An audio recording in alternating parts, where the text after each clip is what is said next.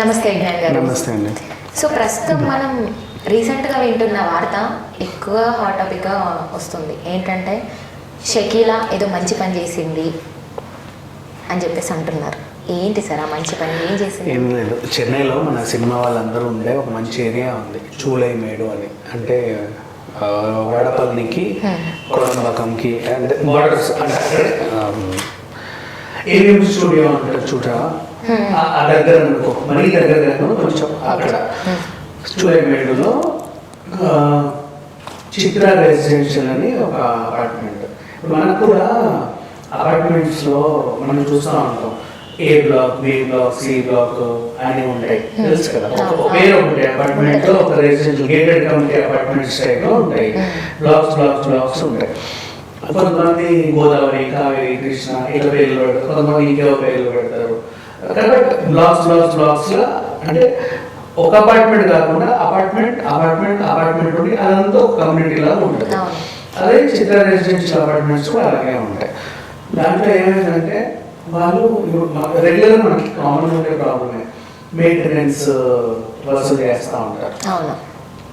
అయితే అంటే వాళ్ళది తప్పో కరెక్టో నాకు తెలియదు, బట్ తప్పే.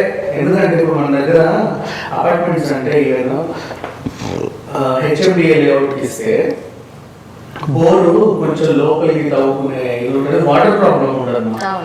బేసిక్ చెప్పాలంటే బోర్డు బాగా లోతు ఎక్కువ ఉంటుంది, వాటర్ ప్రాబ్లం ఉండదు. ఏ సీజన్ అయినా అందరూ ఉంటారు. బేసిక్ మనకు ఉండేది వాటర్ ప్రాబ్లం ఉంటుంది ఏ అపార్ట్మెంట్లో అయినా.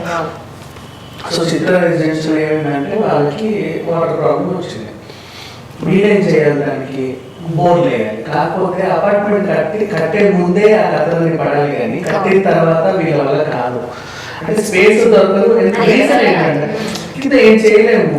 ఈవెన్ పెద్ద పెద్ద ట్రాన్స్ఫార్మర్ తెచ్చినా కూడా అడ్జస్ట్ చేయడం కూడా కష్టమే. ఆ వెహికల్స్ నుంచి ఏమని దాన్ని మనుషులు మోసే పెద్ద ఇది కాదు.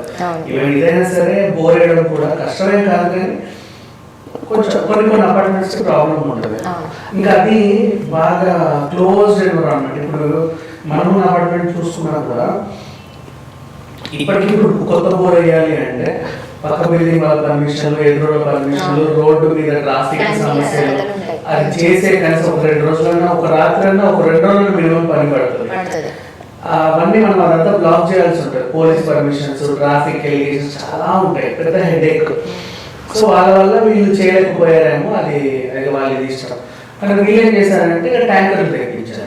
ఎండాకాలం వచ్చినట్టు ట్యాంకర్లు ఏమైనా తక్కువ. ఇప్పుడు ఒక అపార్ట్మెంట్కే మనము పెద్ద ట్యాంకర్ తెస్తే ఒక రోజులో అయిపోతాయి. 10 ఫ్యామిలీలు ఉండే అపార్ట్మెంట్కే ఒక ట్యాంకర్ ఒక రోజులో అయిపోతుంది ఇవాళ రేపు, అవునా? అలాంటిది అది ఒక గేటెడ్ కమ్యూనిటీ, అంత పెద్ద బాగా బ్లాక్స్ ఉంటాయి. చాలా ఒక్క ఫ్లోర్కి 8 మంది ఉండే 5 ఫ్లోర్లు అంటే అపార్ట్మెంట్కే 40-50 ఫ్యామిలీలు ఉండే అపార్ట్మెంట్కి పెంట్ హౌస్లో కూడా. సో ఈ రకంగా చూస్తుంటే ఇంకా మన 1, 2, 3, 4 ఫ్లోర్ అంటాం, కానీ G1, G2 అని కూడా ఇంకోటి ఉంటుంది. పేరుకి 5 ఫ్లోర్లు అన్నా కూడా 6 ఫ్లోర్లు ఉంటాయి. ఇంకో 8 ఫ్యామిలీలు ఎక్స్ట్రా ఉంటాయి, వాచ్మెన్ ఉంటాడు.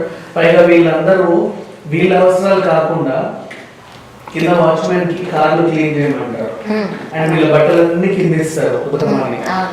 రోజు వాళ్ళకి ఎంతకన్నా వాటర్ ప్రాబ్లం ఎక్కువే ఉంటుంది.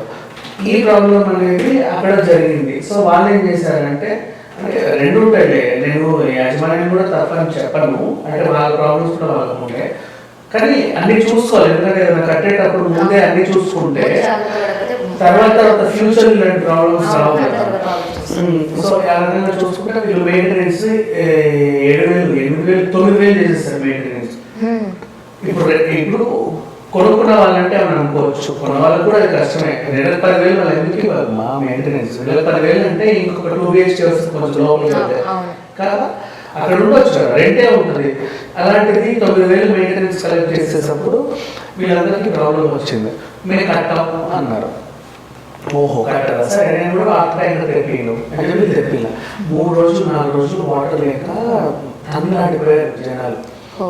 అంటే తాగడానికి వాటర్ క్యాన్స్ వస్తాయి కదా, వాటిని ఎక్కువ తెప్పించి కడుక్కోవడానికి, స్నానాలకి అన్నిటికీ యూజ్ చేసే పరిస్థితి వచ్చింది. ఎంతకన్నా రోజుకి 200-300 నుంచి వాటర్ లెక్క పెట్టేస్తున్నారు. ఇవాళ ట్యాంక్ క్యాన్లు కూడా తక్కువ లేవు. కంపెనీస్ ఎక్కువైపోయాయి. మనకి మామూలు ఒకప్పుడు అంటే 20 రూపాయల క్యాన్లు వేసేవాళ్ళు, ఇప్పుడు అట్లా లేదు పరిస్థితి.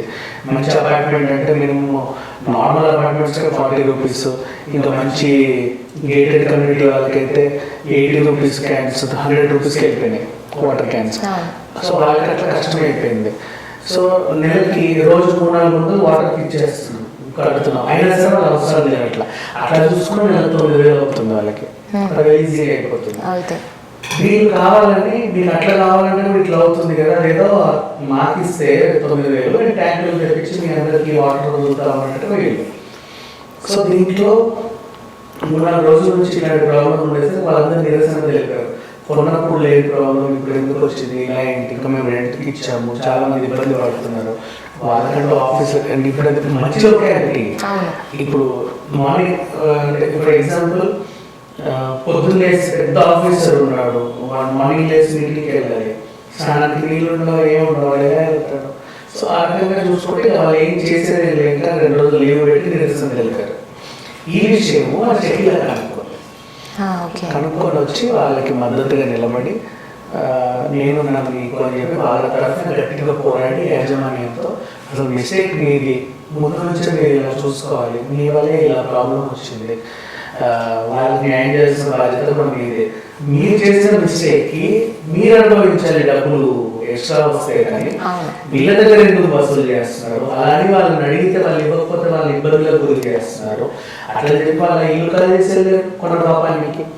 అంటే ఈవెన్ రెంటల్స్ అయినా ఇప్పుడు ఇల్లు కలిసి అంటే ఇప్పుడు చిన్న హౌసెస్ 2 BHK 3 BHK అంటే నార్మల్ ఫ్యామిలీస్ అంటే మా అయితే సోఫాల నుంచి ఇంత సామాన్తో వెళ్తారు.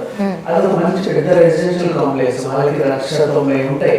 మన ఇల్లు అంటే మనం వెళ్ళి కొనుక్కుంటాం, ఇల్లు పెట్టుకుంటాం. అవన్నీ సడన్ గా మార్చడం అంటే ఎవరో కాదు, చాలా కష్టం అది. అండ్ ఆ ఏరియాలో ఇంకా కష్టం. అండ్ సో అట్లా చూసుకొని వాళ్ళందరూ నిరసన తెలిపితే షకీలా వచ్చేసి వాళ్ళ తరఫున మద్దతు నిలబడి యాజమాన్యం చేత డబ్బులు కట్టించి 1,00,000-2 లక్షలు కట్టించేసి, అంటే వాళ్ళకు కూడా ఎక్కువే అవుతున్నారు. వాళ్ళ మిస్టేక్, మన మిస్టేక్ ఏం కాదు. ఇప్పుడు మనము ఇల్లు చూస్తాము, వాటర్ ప్రాబ్లం ఉందా అని అడుగుతాం ఫస్ట్, లేదండి నాకు ఉంది అంటారు. సరిగా ఉంది కదా అని చెప్తాం. నెక్స్ట్ జాయిన్ అయిన తర్వాత వాళ్ళు ఏం చెప్తారంటే బోర్డు కొంచెం వాటర్ ప్రాబ్లం చేయలేదు, ఉన్న తర్వాత మనం జాయిన్ అయ్యాక షిఫ్ట్ అయ్యాలని చెప్తారు. వాడి బిజినెస్ వాడు ముందే చూసుకుంటాడు. ఆ రకంగా వచ్చిన ఇబ్బందులకు గురి చేస్తారు. మరి ఇప్పుడు ఏంటంటే మా పరిస్థితి అంటే చచ్చినట్టు ట్యాంకర్లు వేసుకోవాలండి, మీరు కొంచెం డబ్బులు ఇస్తే నాకు ట్యాంకర్లు మనతో చేపిస్తారు. మనం ఏం చేస్తాం, ఇప్పుడే వచ్చాము ఉన్నటువంటి ఖాళీ చేయలేము, ఆ రేటు మనకి తిరిగి రాదు. అంటే ఇంకోటి చెన్నైలో ఇంకో విషయం ఏంటంటే ఇప్పుడు మన హైదరాబాద్ అంటే 2 months అడ్వాన్స్ ఇస్తే మనకు మొబైల్ ఇచ్చేస్తారు. చెన్నై అంటే కాదు, చెన్నై కానీ బెంగళూరు కానీ మినిమం మనము ఒక 1,00,000 రూపాయలు 1,00,000-2 లక్షలు అట్లా ఇవ్వాలి డిపాజిట్. అప్పుడు మనకు ఫ్లాట్ ఇవ్వరు. పైగా వడపల్లి కోడంబకం ఇట్లాంటి అన్నసలై అండ్ గిరి రోడ్డు కూడా మంచి మంచి ఏరియాలు ఉంటాయి. ఇలాంటి ఏరియాస్ లో అయితే గట్టి నగర్, పాండి బజార్ చచ్చినా దొరకవు, ఇల్లు దొరకడమే కష్టం. వాళ్ళు ఇంటర్వ్యూ చేస్తారు తెలుసా, మన ఏదో ఉద్యోగానికి వెళ్ళినప్పుడు వాళ్ళు ఇంటర్వ్యూ చేస్తారు. ఇట్లా ఎక్కడ నుంచి వచ్చాయి, ఆ ఇంటర్వ్యూలో మనం పాస్ అయితేనే మనకి ఇల్లు, ఆ ఇంటర్వ్యూ పాస్ అవ్వకపోతే ఫెయిల్. నెక్స్ట్ మంత్ నువ్వు వీటి దగ్గర ఇంటర్వ్యూ ఫెయిల్ అయ్యావంటే నెక్స్ట్ వాడు కూడా ఇంతకుముందు ఎక్కడికి వెళ్ళాను ఇంటర్వ్యూలకి, ఆ ఇల్లు చూస్తాం ఈ ఇల్లు చూస్తాం, మరి ఎందుకు ఏంటి ప్రాబ్లం ఏంటి, నచ్చలేదని వీళ్ళు ఫోన్ చేసి వాడు వేస్ట్ అనమాట, మీరు వాడు వీళ్ళు ఏదో జాబ్ కోసం వెళ్ళినట్టు పరిస్థితి. సో ఆ రకంగా చూసుకుంటే ఈ ప్రాబ్లం ఉంది చెన్నైలో. బట్ ఇక సమ్మర్ స్టార్ట్ అయిన కాబట్టి అందరికీ ఉంటుంది. షకీలా మంచి మనసు చేసుకొని వాళ్ళకి నిలబడాలి. షకీలా గురించి మాట్లాడుకుంటే ఆ అమ్మాయి మనకి ఐటమ్ సాంగ్ డాన్స్ లాగా తెలుసు, లేకపోతే బీ గ్రేడ్ సినిమాలాగా తెలుసు, బీ గ్రేడ్ సినిమాలు, మల్లు సినిమాలు, సెక్స్ సినిమాలు చేస్తుందని తెలుసు. కానీ ఆవిడ ఎంత మంచిదంటే ఒక 150 మంది 200 మంది హిజ్రాలు దత్తత తీసుకొని వాళ్ళందరికీ మెయింటెనెన్స్ చేస్తారు. ఈమె సంపాదించేది ఇంత, ఆ ఇంట్లో కూడా రూపాయి తిని మిగతా 10 రూపాయలు జనాలకు ఇచ్చేంత మంచి షకీలా గురించి మాట్లాడుకుంటే అసలు నేను సరిపోను చెప్పాలంటే. కానీ మంచిది, చాలా మంచిది. సో ఇప్పుడు వాళ్ళు కూడా నిలబడి మంచి సహాయం చేసింది.